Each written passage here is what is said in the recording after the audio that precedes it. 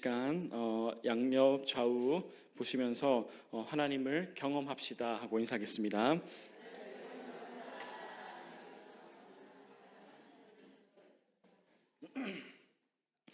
이 예배의 자리가, 이 시간이 어떤 방식으로든 하나님을 경험하는 자리가 되기를 간절히 소망합니다. 여러분은 다른 사람을 믿거나 신뢰하십니까? 여러분 옆에 있는 사람, 지금 옆에 있는 사람도 괜찮습니다. 혹은 여러분의 친구들, 아니면 여러분의 직장 동료들을 믿으십니까? 이 질문을 받을 때 크게 두 부류의 사람들로 나눠질 것 같습니다. 먼저는 남을 절대 신뢰하지 않는 사람이 있습니다. 나는 절대 사람을 믿지 않아. 혹은 나는 믿기는 하는데 절대 이 사람의 100%를 믿지는 않아 라고 말하는 사람이 있습니다. 이 사람이 하는 말이나 행동을 100% 믿거나 받아들이지 않는 거죠. 이런 사람들은 다른 사람들과의 어떤 깊은 관계나 친분을 이어가는 데에 어려운 사람들이 있습니다. 그리고 반대로 절대 사람을 믿지 않는 사람이 있으면 반대로 다른 사람을 굉장히 쉽게 믿고 신뢰하는 사람들 또한 있습니다. 이런 사람들이 사람들을 막 믿지는 않습니다. 막 믿지는 않은데 어느 정도의 친분이 있고 나는 이 사람이 좋은 사람일 것 같아, 혹은 이 사람은 좋은 사람이야 라는 생각이 들면 그 사람에게 무한한 믿음과 신뢰를 보여주는 사람이 있습니다. 그렇죠? 그러면 이런 분들은 좋은 관계를 맺기도 하지만 반대로 세상 가운데에서 혹은 심지어는 교회 가운데에서 가끔은 배신을 당해서 상처받기도 하고 심지어는 경제적인, 재정적인 사기를 당하는 경우도 있습니다. 여러분도 어느 한쪽에 그래도 치우쳐져 있을 것 같습니다. 누군가를 믿고 신뢰하는 문제는 사람과 사람 사이의 문제이기도 하지만 사람과 하나님의 관계에도 똑같이 적용이 됩니다. 하나님을 향한 신뢰와 믿음이 우리에게 중요합니다. 그리고 이에 대해서도 두 부류의 사람이 있을 것 같습니다. 먼저 지금 저와 여러분처럼 하나님을 믿고 신뢰하는 사람이 있고, 반대로 난 죽어도 하나님 안 믿는다, 나는 죽어도 교회 안 간다, 지금 내 눈앞에 하나님이 보이면 그때 믿겠다라고 하면서 강력하게 믿음을 거부하는 사람 또한 있습니다. 오늘은 특별히 저와 여러분 하나님을 믿는 사람들의 믿음에 관련된 이야기를 함께 해보고자 합니다. 저희는 신자들입니다. 그렇죠? 그리스도인이라고 하는 저희에게 믿음이라는 단어는 굉장히 중요한 단어입니다. 왜냐하면 이 단어를 우리가 어떻게 고민하고 어떻게 대하는가에 따라서 그대로 우리 삶에 드러나고 나타나기 때문입니다. 오늘 본문은 예수님께서 제자들을 데리고 갈릴리 맞은편으로 가는 내용입니다. 재밌는 점 혹은 주목해 볼 점이 있다면 예수님께서 제자들과 걸어가시는 게 아니라 어떻게 하시죠? 배를 타고 큰 호수를 지나 그 땅 가운데로 가십니다. 근데 예수님께서 좀 피곤하셨던 것 같아요. 배를 타시자마자 잠에 드십니다. 예수님께서 잠에 드는 그 순간 사건이 발생합니다. 광풍이 호수를 막 내려치기 시작한 겁니다. 그리고 오늘 본문에는 나오지 않지만 마가복음을 보니 날이 저물 때 예수님께서 가자라고 했습니다. 날이 저무는 순간은 저희가 길지 않은 것을 알고 있을 때 아마 광풍이 쳤을 때는 밤중이라고 저희가 쉽게 예상해 볼 수 있습니다. 그리고 얼마나 심했는지 배에 물이 막 다 들어오는 그런 상황이었습니다. 그 위험한 순간에 제자들은 아직도 자고 있는 예수님께 달려갑니다. 그리고 예수님을 깨우기 시작하죠. 예수님, 저희 이제 죽게 되었습니다. 저희 좀 살려주세요 라고 소리칩니다. 이에 예수님께서는 깨어나시고 곧바로 바람과 물결을 꾸짖으시고 이에 잔잔하여지죠. 그리고 예수님께서 제자들을 보고 딱 한마디 하십니다. 너희의 믿음이 어디 있느냐라고 말씀하십니다. 저희는 오늘 이 본문을 통해서 믿음이 우리에게 무엇이 되어야 되는지 이 믿음에 대해서 한번 보려고 합니다. 오늘 본문은 공관 복음, 즉 마태, 마가, 누가에 다 똑같이 나오는 내용입니다. 근데 재미있는 점이 한 가지 있습니다. 그게 바로 뭐냐면 예수님께서 마지막에 제자들에게 너희 믿음이 어디 있느냐라고 하는 이 말이 이 공관 복음 이 세 군데가 다 조금씩 다르게 기록되어 있습니다. 한번 볼까요? 먼저 마태복음 8장을 보시면 어떻게 기록되어 있냐면 예수께서 이르시되 어찌하여 무서워하느냐라고 말하고 뭐라 말하냐면 믿음이 작은 자들아라고 말합니다. 이게 마태복음에 이렇게 쓰여져 있습니다. 그리고 마가복음 4장을 가시면 뭐라고 나와 있냐면 이에 제자들에게 이르시되 어찌하여 이게 아닌가요? 네, 어찌하여 이렇게 무서워하느냐? 너희가 어찌 믿음이 없느냐라고 말합니다. 마태복음은 믿음이 작은 자들아. 그리고 마가복음은 왜 믿음이 없느냐.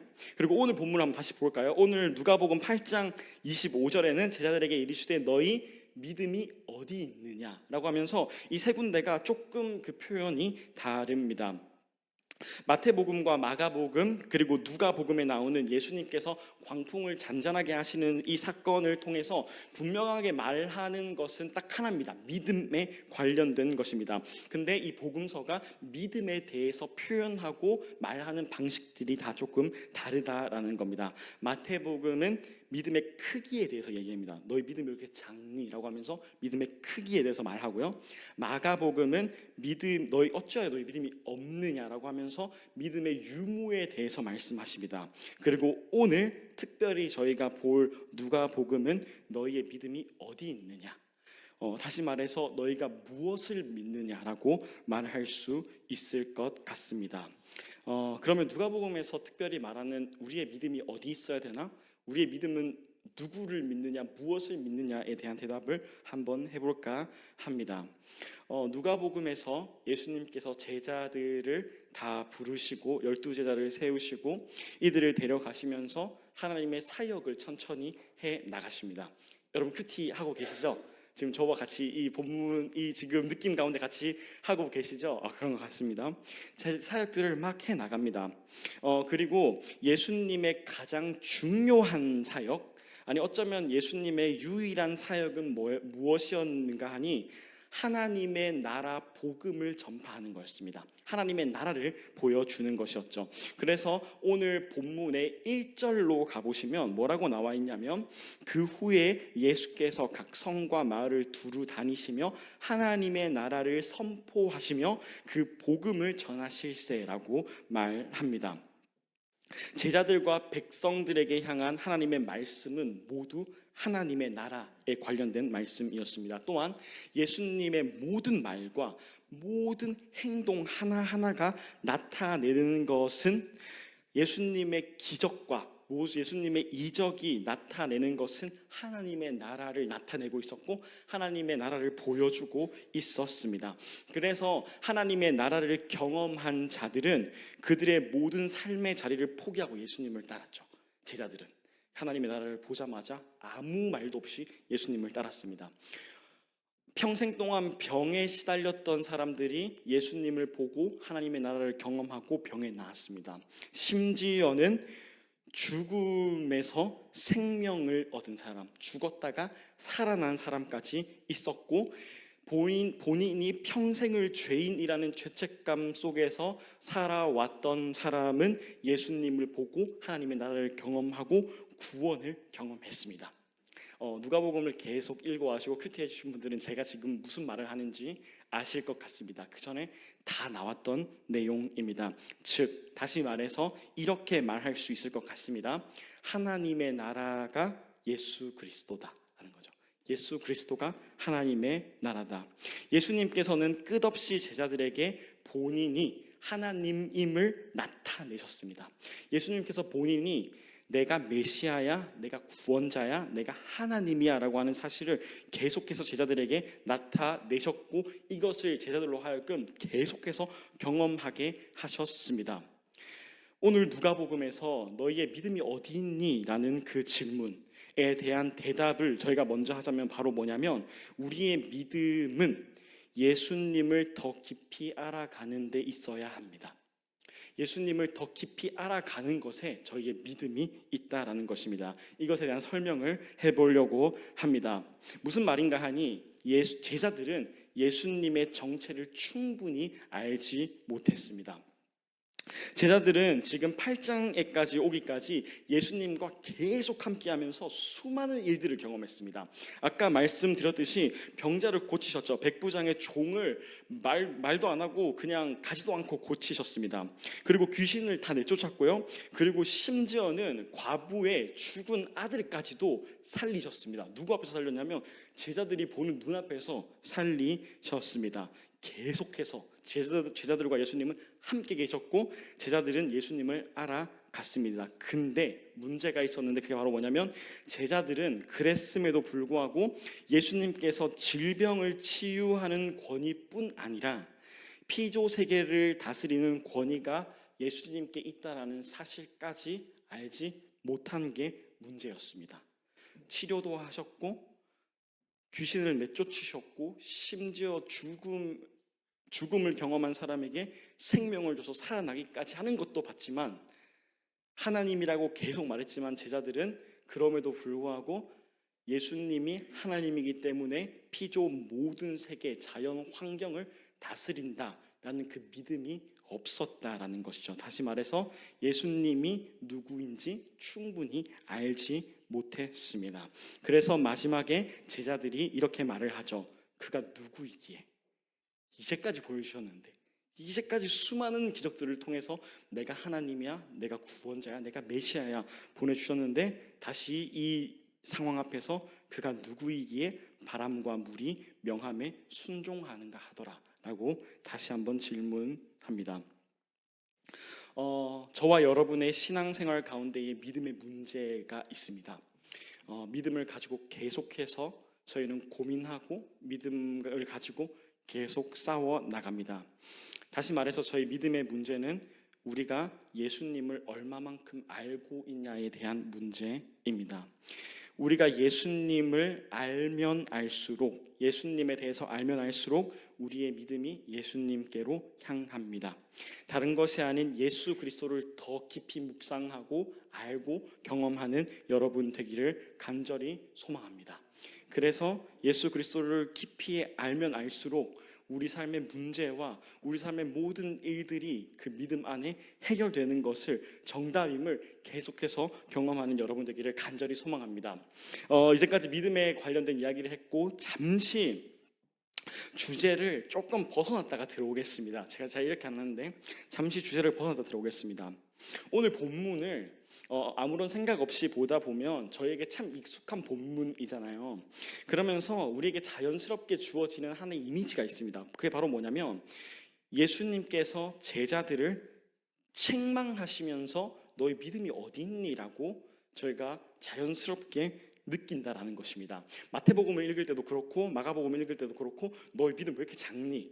너희 믿음 어디 있니? 너희 믿음 있니? 라고 하면서 뭔가 책망하는 것 같은 느낌이 든다라는 겁니다. 하지만 저는 오늘 이 예수님의 질문을 조금 따뜻하게 보고 싶고 이게 따뜻하게 보여집니다. 무슨 말이냐면 예수님께서 이 광풍 때문에 두려워하는 제자들을 보면서 무엇을 제일 깨어나서서 무엇을 제일 처음에 하시냐면 바람과 물격, 이 풍랑을 꾸짖으십니다. 이게 굉장히 중요합니다. 누가복음에서 계속해서 사용된 꾸짖다라는 단어는 에피티마오라는 단어인데 이 단어는 오직 귀신과 열병을 꾸짖는 데 사용된 단어입니다. 예수님께서 오직 귀신 그리고 병들을 꾸짖으십니다. 누가복음에서 계속해서 다시 말해서 하나님의 백성들로 하여금 고난과 고통을 겪게 하는 것, 예수 그리스도를 보지 못하게 막는 것들을 예수님께서는 꾸짖으십니다. 근데 오늘 본문은 독특하게도 자연에게 명령하는 것이 아니라 특별히 똑같은 단어 꾸짖다라는 단어를 가지고 자연을 꾸짖습니다. 이게 무슨 말이냐면 제자들은 많이 두려웠을 겁니다. 얼마만큼 두려웠다고 저희가 생각해 볼 수 있냐면 제자들 중에 누가 있죠? 어부 출신들이 있습니다. 바다의 전문가들이 있습니다. 제가 막 혼자 이렇게 상상을 해보는 거예요.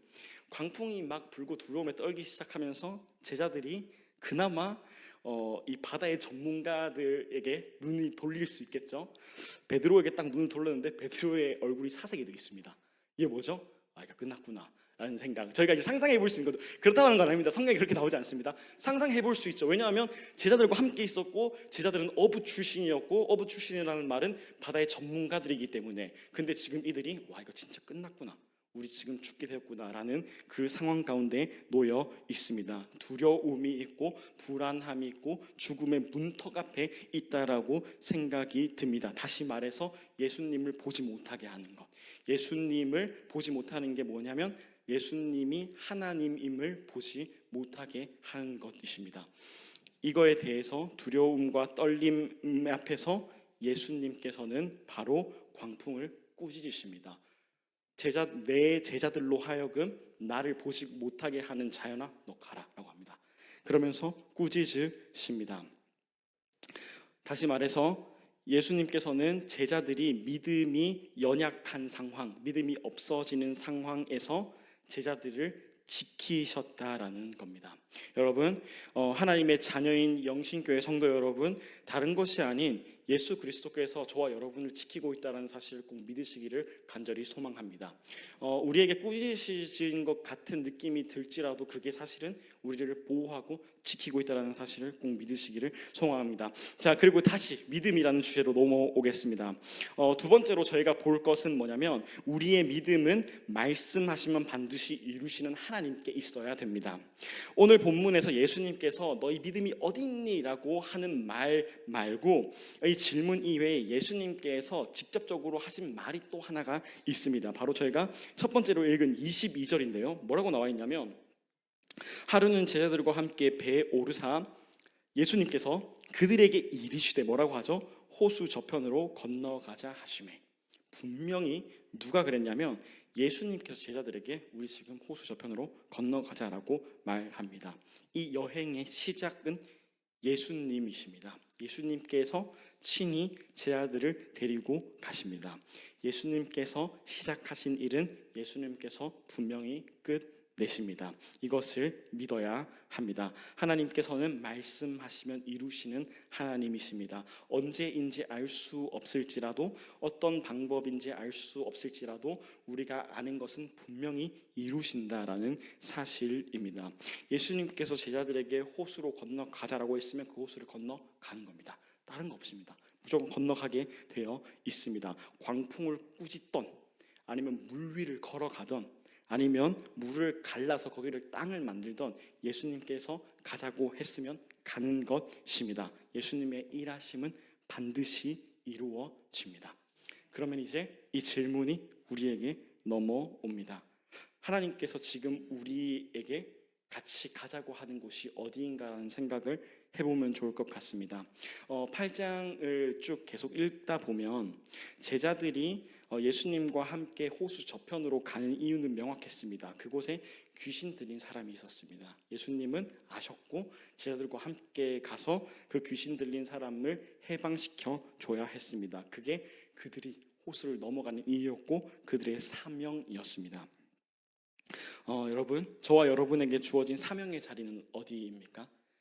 우리의 삶, 교회, 공동체, 직장, 여러 가지 가정이 우리의 사명의 자리입니다. 우리 눈에 작아 보일 수 있고 우리 눈에 커 보일 수 있고 우리 눈에 어쩌면 쉬워 보일 수 있고 아니면 반대로 너무 어려워 보일 수도 있지만 그것은 중요하지 않습니다. 그것이 하나님의 사명이라면 하나님 앞에서 다 똑같고 다 선하고 다 거룩하다라는 것을 믿으시기를 간절히 소망합니다. 그리고 하나님께서는 여러분을 통해서 그 일들을 해 나가심을 믿으시기를 간절히 소망합니다. 결론을 말씀드리겠습니다. 여러분의 믿음은 어디에 있습니까? 우리의 믿음은 오직 예수 그리스도에게 있어야 합니다. 예수 그리스도를 더 깊이 묵상하고 더 깊이 알아가야 합니다. 그게 우리 믿음이 강해지는 방법이고 예수님께서 물으실 때 우리의 믿음은 예수님께 있습니다라고 대답해야 되는 것입니다. 그래서 이번 주 예수님을 더 알아가고 더 깊이 경험하는 여러분 되기를 간절히 소망합니다. 그리고 이 예수 그리스도는 우리를 보호하시는 하나님이십니다. 그리고 예수 그리스도는 우리를 사명의 자리로 이끌어 가시고 그 사명을 그 자리에서 함께 완성해 주시는 하나님이십니다. 이 예수 그리스도를 이번 주 깊이 경험하기를 소망합니다.